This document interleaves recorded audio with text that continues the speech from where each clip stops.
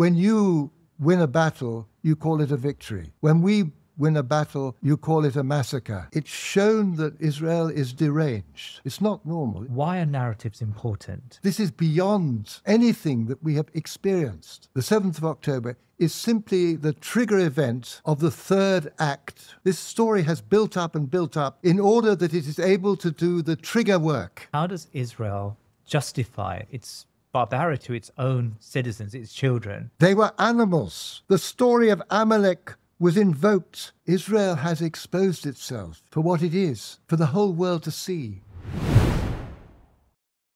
The current slaughter meted out on innocents in Gaza, fully supported by Western governments, is founded upon a bed of lies.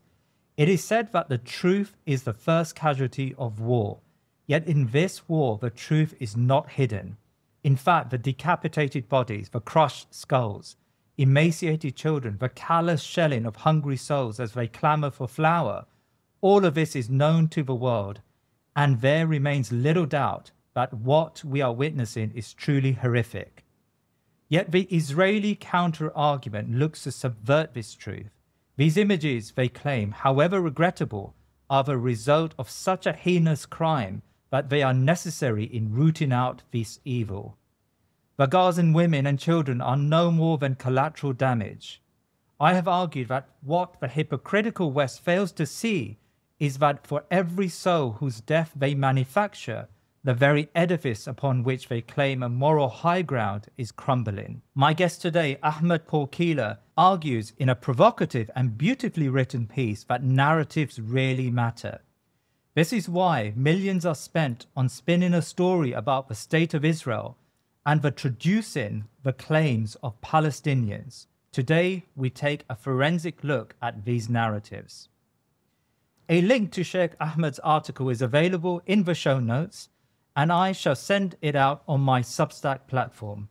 Please remember to subscribe to our podcast on YouTube and our audio platforms, and consider supporting the show by becoming a patron. Ahmed Keeler, we're honored to have you back on the show. Assalamu alaikum wa rahmatullah. Alaikum salam wa rahmatullahi wa barakatuh. And I'm very happy to be back here. It's fantastic to have you with us once again. And I'm sure today's discussion about narratives will really clear up a lot of, I think, the confusion that's in the minds of many of us, many of our viewers, when we think about the regrettable scenes on our screens. Now, as I said in my introduction, you've written a really evocative piece about the power of narratives.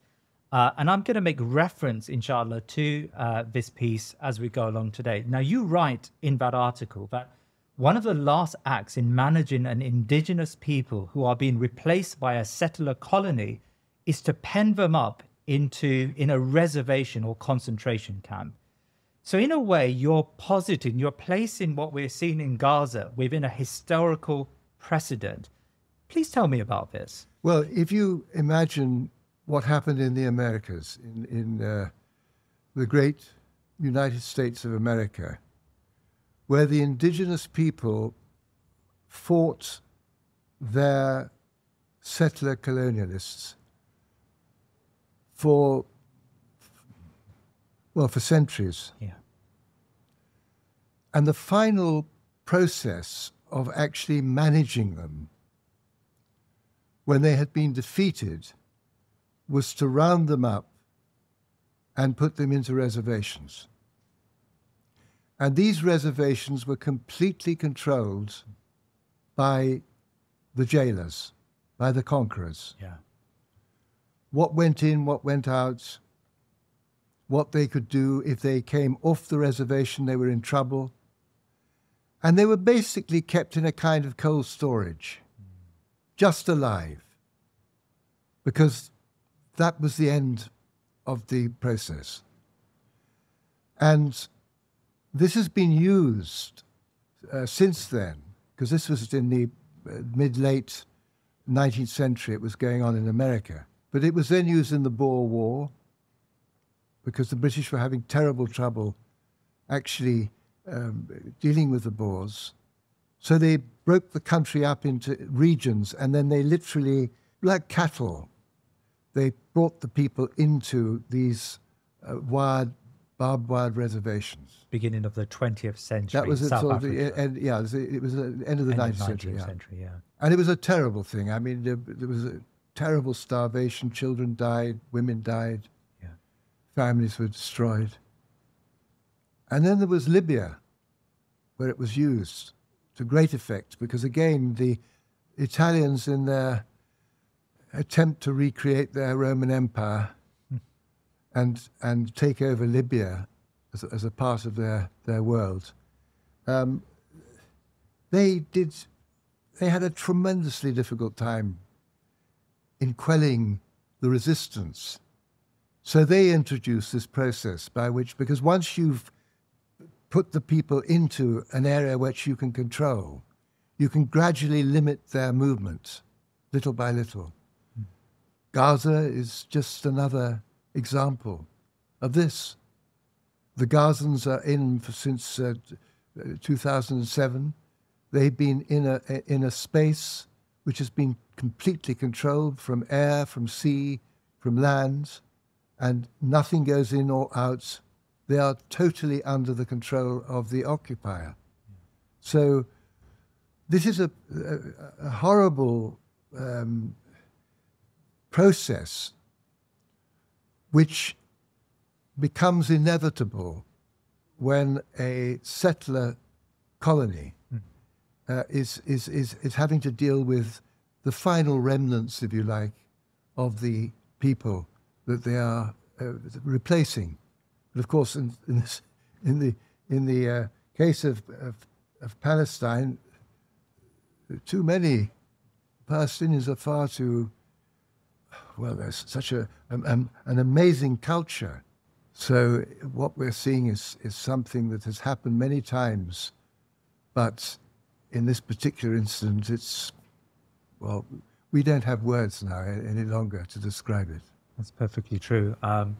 In your article, you talk about the final stage. Now, the people of Gaza have been penned into this concentration camp since 2007, yet you argue that on October the 7th, the opportunity was given to Israel to institute this final stage.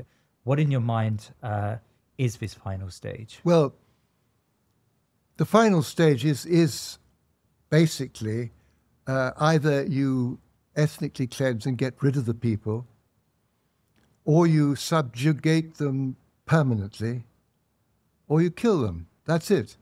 There's nothing else. And what to me is interesting is the way that cultures, that settler colonialist cultures and colonial cultures have used, a mechanism they have used to enter that final gear.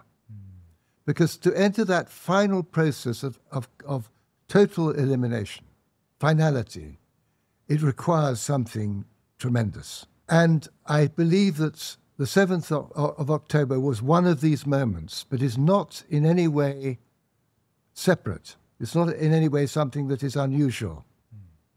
I want to give you 3 beautiful examples of events which triggered a huge explosion of cruelty and death.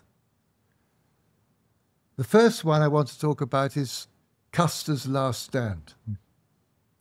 The moment when, towards the end of the great resistance of the Sioux Indians and the tribes, I call them Indians because of my generation, but the Sioux indigenous people of America. And they were in Montana, and they'd literally been in this last part, a place where they were able to live as they could live properly. And the treaty was there with the Americans for them to stay there. But then gold was found.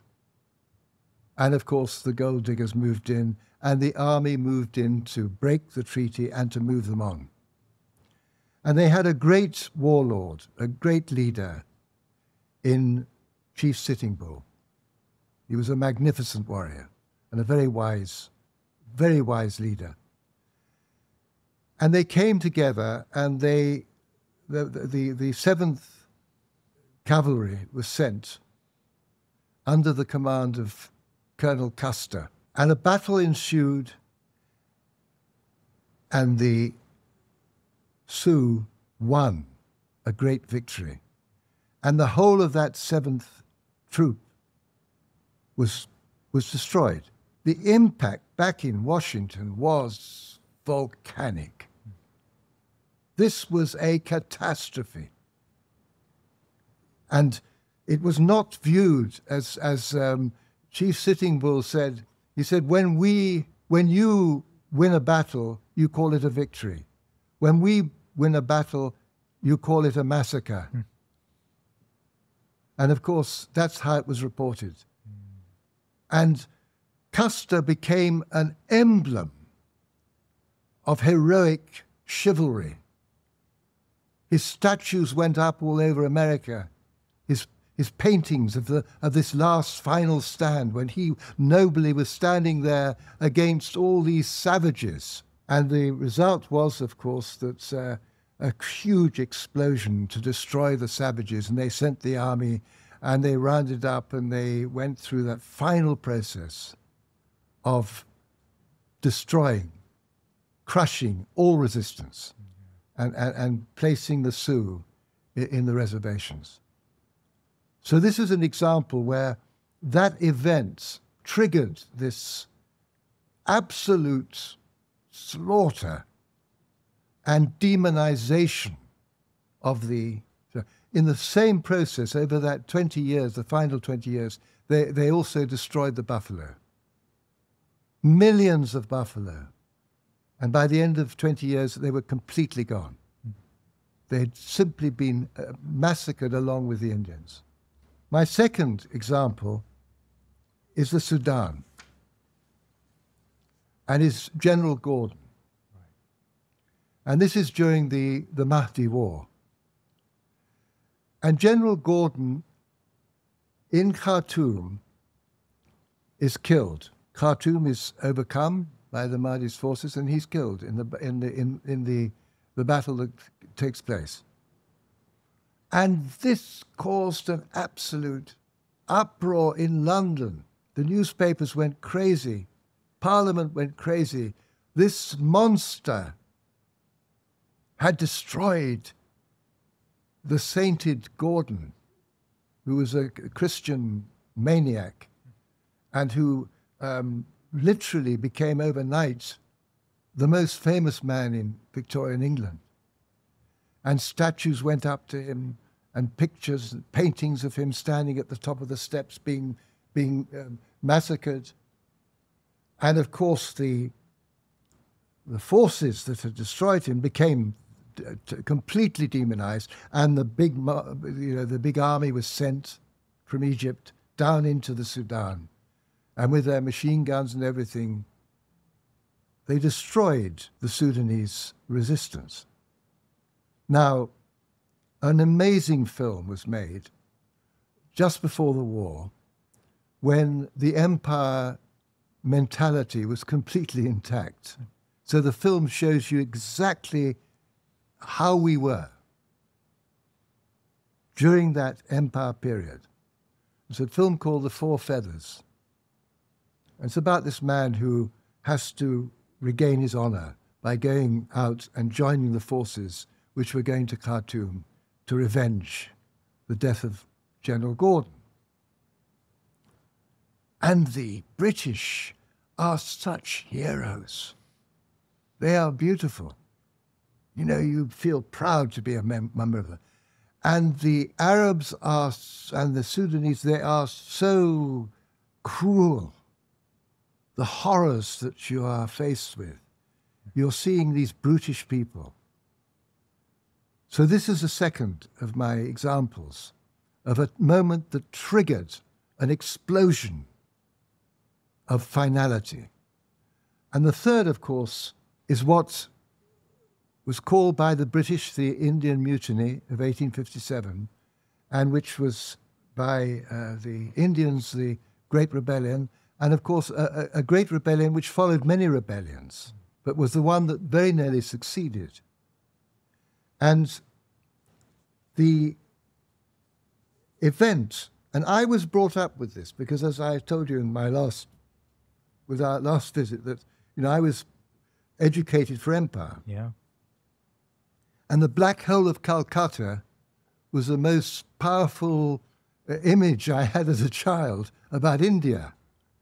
And the black hole of Calcutta basically was when, I'll just read it here because the black hole of Calcutta refers to a prison cell which was used to hold 146 mostly British prisoners captured after the Nawab of Bengal had taken over the city from the East India Company. Interred on 20th of June 1756 in a tiny cell in Fort William, 123 of the prisoners died of dehydration and suffocation. And this became the 7th of October. Yeah. This became the moment when the Indians turned into monsters, full monsters. And the battle, the reaction back from England was huge. And after the defeat of the rebellion, the most terrible bloodletting took place. And a great part of that bloodletting was directed at the Muslims. The last of the Mughal emperors in Delhi was deposed and sent to die in Burma. It's a terrible story. Yeah. And Delhi was decimated.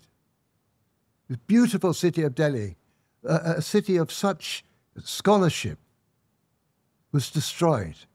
People were taken and tied onto the end of cannons and blown up. Wherever you went, they said that the trees had people hanging from them. The summary justice was being going on all over the place. And for the Muslims, it was a time when the knowledge world of Islam in India was decimated. Charles Dickens, who you would have imagined would have taken a sympathetic view. His letter, which he wrote, which I'll read now, I couldn't believe it because I'd always been a great lover of his work. But this was his reaction to 1857. I wish I were commander-in-chief over there in India. I would address that oriental character which must be powerfully spoken to in something like the following, which should be vigorously translated in all native dialects.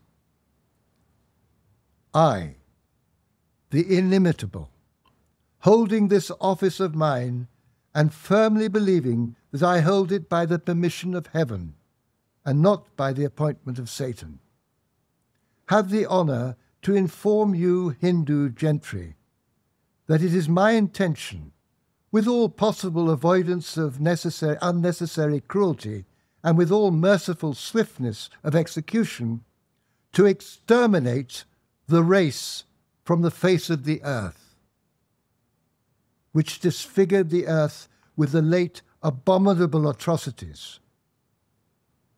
2,000 British killed in the 1857 Indian War of Independence. Only 2,000. Yeah. Compared to many, obviously, of the Indians. But that event, again, the Black Hole of Calcutta, was the trigger event.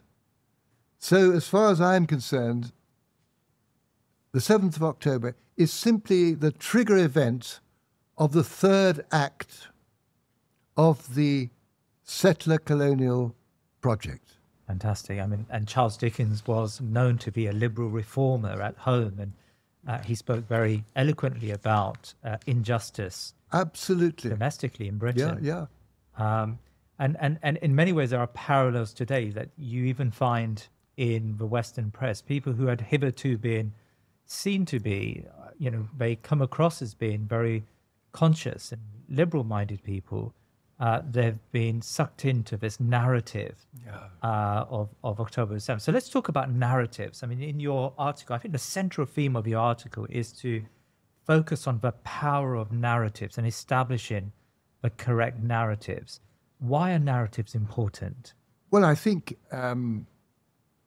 what I've just related to you are narratives. And if you think of the 7th of October narrative, its effect is huge. It's a story that's been told, a narrative. Now, the truth of that narrative, we will not know until this event is over. Because what we do know is that whatever happens, it has been used as a framework to heap fables upon it, terrible fables, to increase an idea of horror. So the 40 beheaded babies, the child in the oven, the mass rapes, all of these we know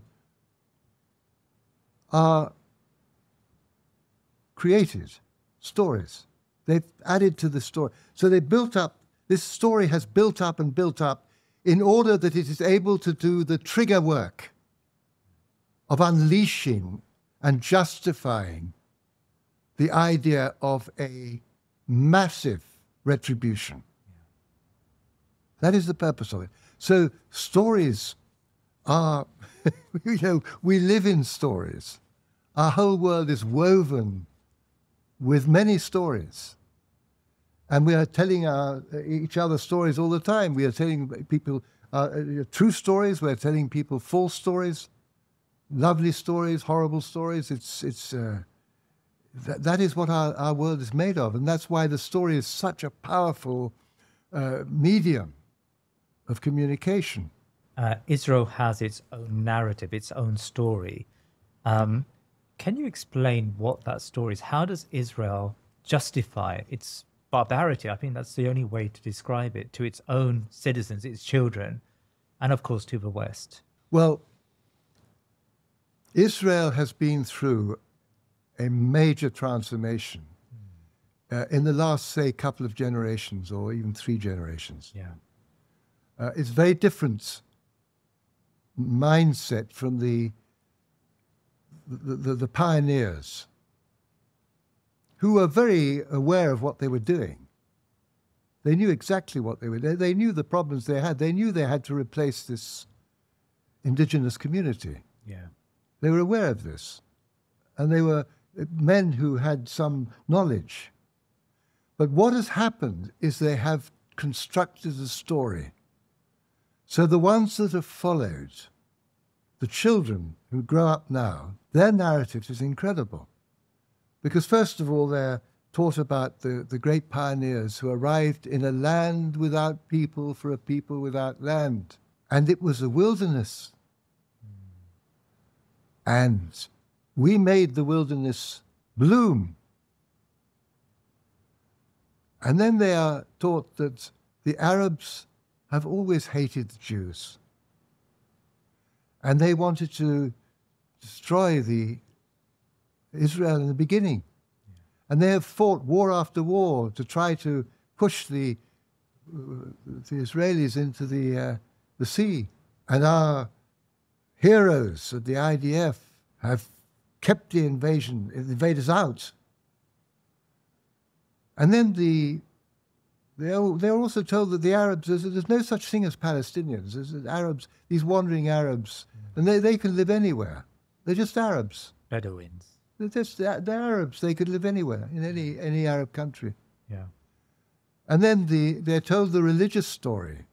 They are the chosen people. And God has given this land of Israel from the sea to the river of Galilee. I have to be careful to do it in a different way. And they have been given this land.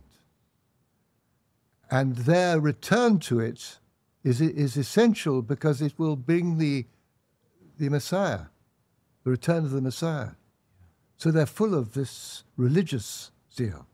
Finally, they are taught from a very early age, 3, 4 years old, they are shown pictures and they are taught about the Holocaust. They're shown how the most horrific act imaginable in human history was performed upon the Jews, and that they must be ever vigilant lest it happen again.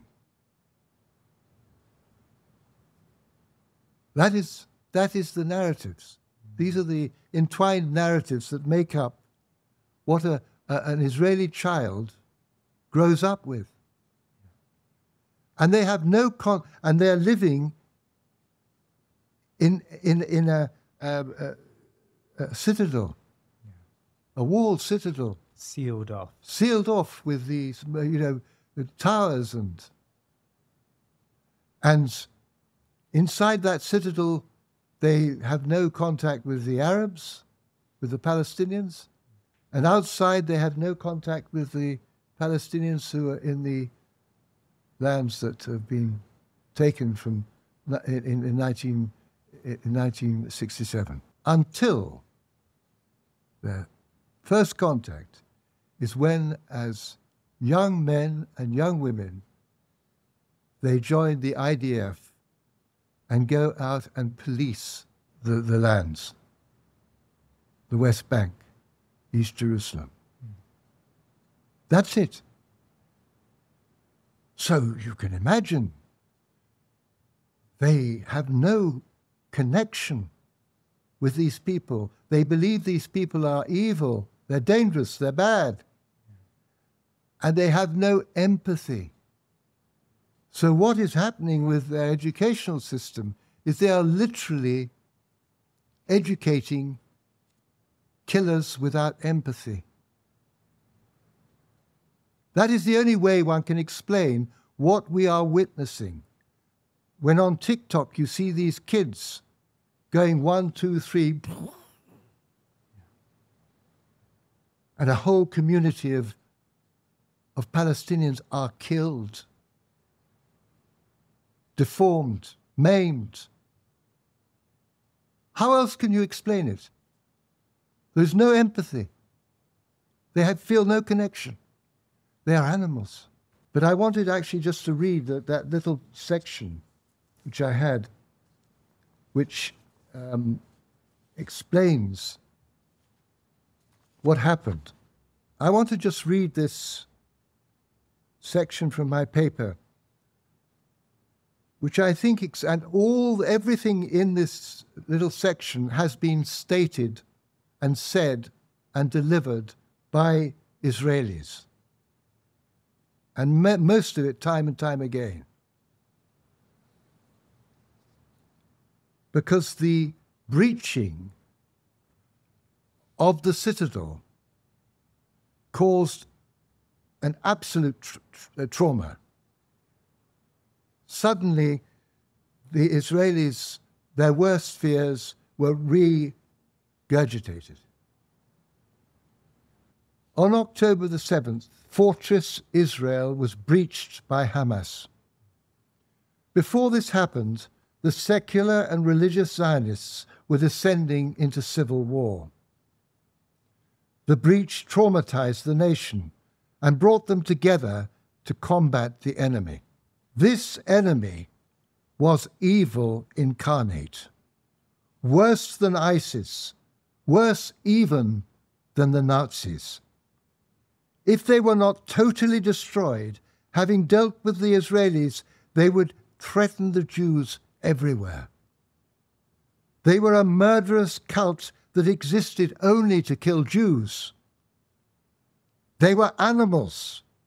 The story of Amalek was invoked. Their entire world was evil. Men, women, children, their animals and their homes and their farms and orchards must be destroyed. All must be destroyed. In a frenzy of killing, the IDF set about its task, cheered on by the citizens of Israel and supported by the USA, the UK, Germany, and other Western governments. So what you describe there is really a process of indoctrination. How essential to this settler colonial project is indoctrination? Absolutely essential. It's what holds it together. Because the state of Israel, Zionism, is a construct, and it's an artificial construct. It goes against the nature of the Jew. It is something, it is a whole ideology that was condemned, as we talked last time, by, and has been beautifully spoken of by many of the Jewish rabbis. It's an artificial construct which actually contradicts Judaism. And as such, it has to be held together by false narratives. So that's Zionism. Then you've got the problem of the settler colonialism, because that also has to justify itself through false narratives. A land without a people, for a people there. All these kind of stories, which are evidently not true. So you have to, this whole package that has been created to justify the existence of Israel, that's what holds it together. I'm going to ask you something which may be regarded by some to be quite controversial, and that is the status of Palestinian resistance, whether that's through peace or through force. How do you explain Palestinian resistance? Well, it's like the resistance of any people, and it's the same as the resistance of any indigenous people who have had to suffer a settler state. Yeah. I mean, the incredible thing about these settler states is most of them have succeeded. And the indigenous people, most of our European settler states have succeeded. But very few have actually failed. One failure, of course, is Algeria. Yeah. And with Algeria, you have a situation where the French occupied Algeria for more than 100 years. They settled 1 million people in the best land. The Algerians became second-class citizens. They had to learn French, and Algeria was incorporated by the French as a province of France. After the war, the Algerians finally rose up, and they fought an 8-year war, losing 1 million people, and they won. And the French had to leave. But this is a very rare example. The Libyans had to leave from their attempt to incorporate Libya into Italy because they lost the Second World War. But this is very rare. Now, as far as Palestine is concerned, it's this, you resist, because what happens to you?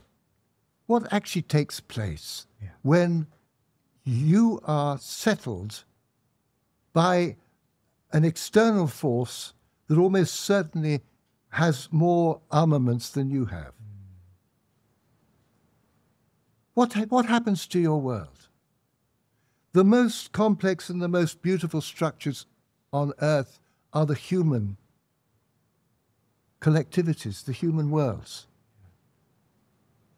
the families, the villages, the towns, the cities, all the different relationships, the history, the genealogies going back centuries, the different kinds of relationships, the different crafts, the different vocations.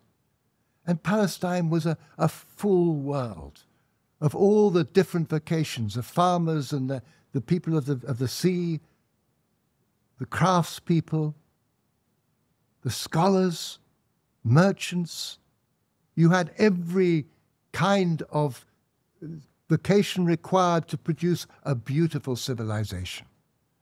And Palestine was a vibrant world with a deep history, and it was a world in which you had Muslims, Christians, and Jews living in harmony.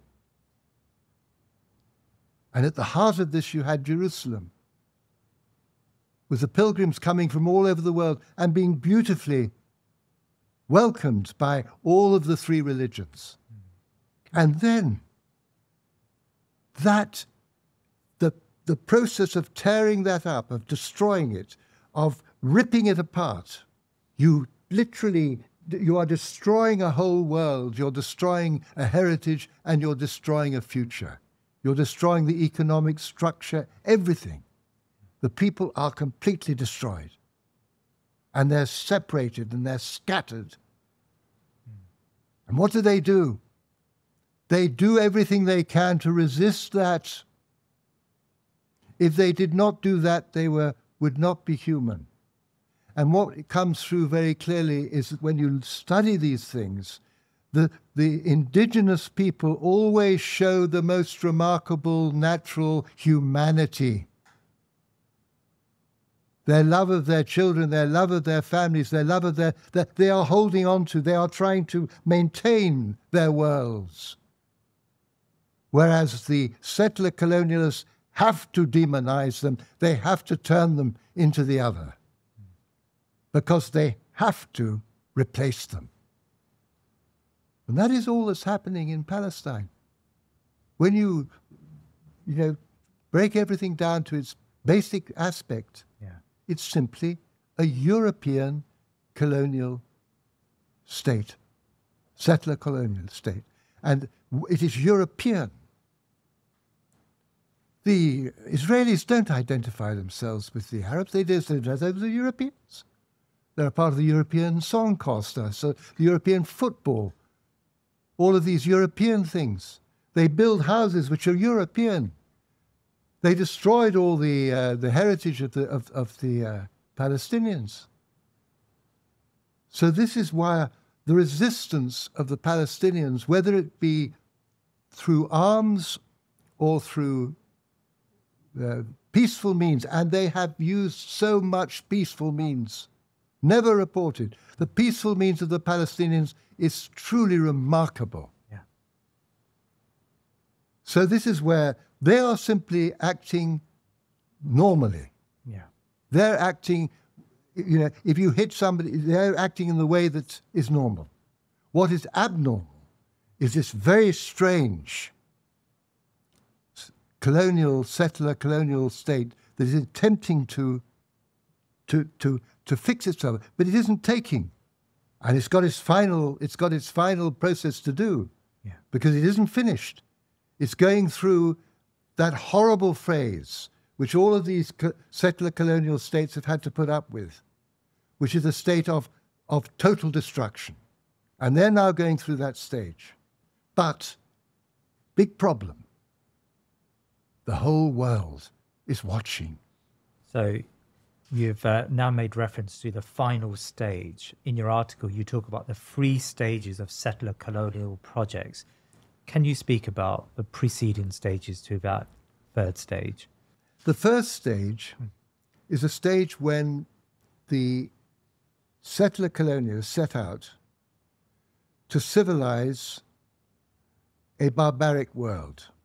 They are going to go out and conquer, and they go and conquer what they believe to be a world that requires them to civilize. In other words, a backward world, a savage world, a wilderness that needs to be tamed.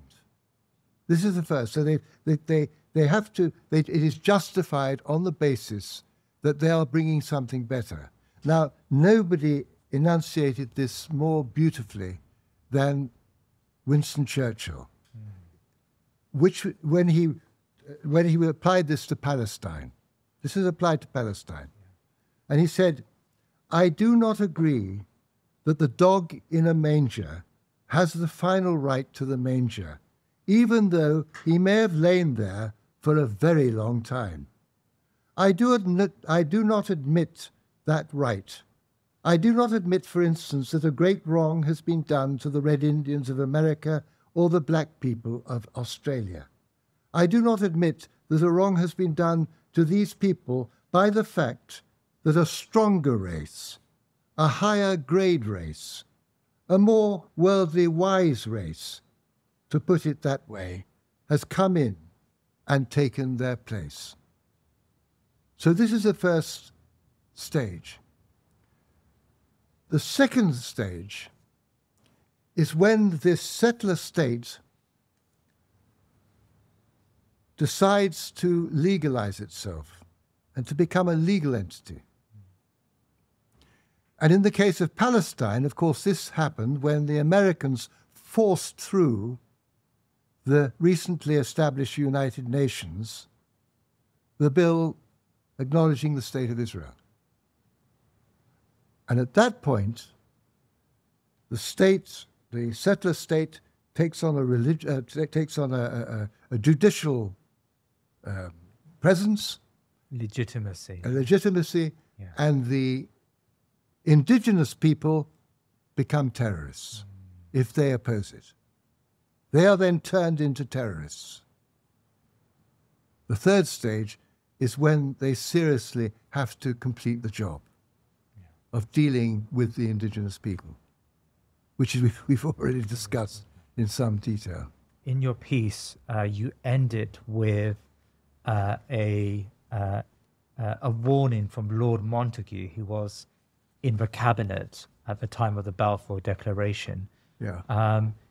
Please tell us about that. Well, this to me is an amazing document. Yeah. Because Lord Montague was the only Jew in the cabinet at the time of the Balfour Declaration. This is the war cabinet of Lloyd George. This is Lloyd George's cabinet. And he was a very respected minister, but he'd only recently come into Lloyd George's government. Yeah. And he was a orthodox, regular, mainstream Jew who had been very successful and who was very highly respected in England. Yeah. And and basically, it's a wonderful thing to go back to his memorandum. And he sent this memorandum to the government, and he called it Memorandum of Edwin Montague on the Anti-Semitism of the British Government, submitted to the British Cabinet, August 1917. And he said, I wish to place on record my view that the policy of His Majesty's government is anti-Semitic and in result will prove a rallying ground for anti-Semites in every country in the world. And then he went on, I'm just taking extracts from it. He said, Zionism has always seemed to me to be a mischievous political creed. And then he goes on to say, I assert that there is not a Jewish nation. It is no more true to say that a Jewish Englishman and a Jewish Moor are of the same nation than it is to say that a Christian Englishman and a Christian Frenchman are of the same nation. So basically what he is doing is he is stating the orthodox view, belief, deep belief, that as a Jew you are defined by your religion. You're not a race, you're not a nation, you are a member of a religion. That is what defines you. And then he goes on to say, I certainly do not dissent from the view commonly held, as I have always understood by the Jews before Zionism was invented, that to bring the Jews back to form a nation in the country from which they were dispersed would require divine leadership. And this again is the orthodox view, that the return to the promised land can only take place with the coming of the Messiah, who will lead the Jews back. And then he goes on to say in that particular aspect, he says, I have never heard it suggested, even by their most fervent admirers, that either Mr. Balfour or Lord Rothschild would prove to be the Messiah. And then this is amazing how it goes on, because he said, I deny that Palestine is today associated with the Jews or properly to be regarded as a fit place for them to live in. It is quite true that Palestine plays a large part in Jewish history, but so too does it in modern Mohammedan history. And after the time of the Jews, surely it plays a larger part than any other country in Christian history. So here again, he's exploding this idea that because the Jews were there 3,000 years ago, they had the right of it.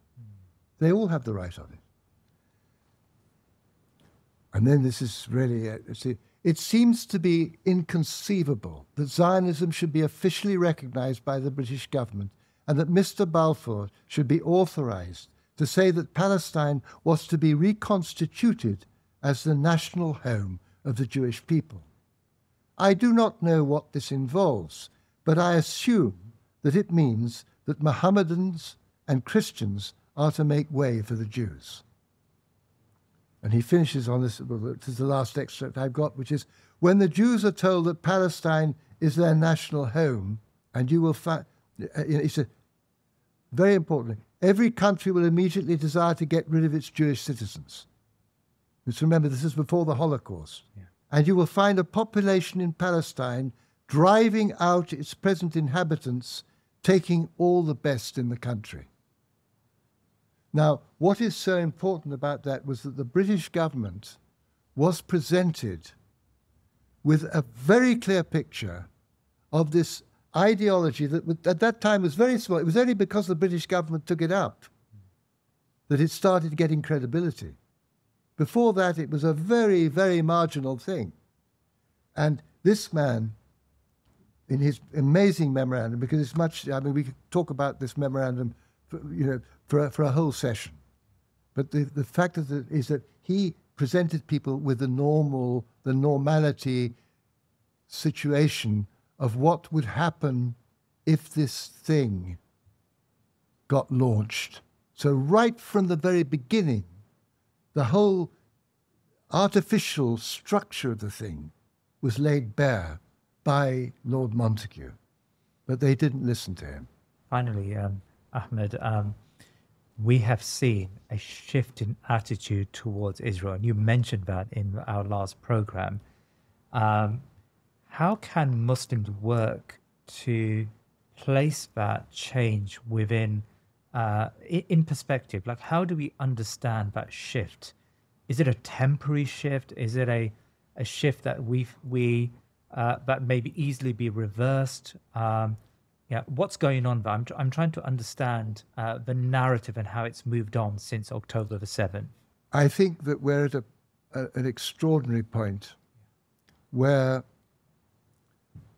October the 7th, triggering this final phase, has completely exposed Israel. Yeah. It's shown that Israel is deranged. It's not normal. If this was a human being, they would be in a hospital. Yeah. It's a deranged operation that is taking place. Yeah. The people are deranged.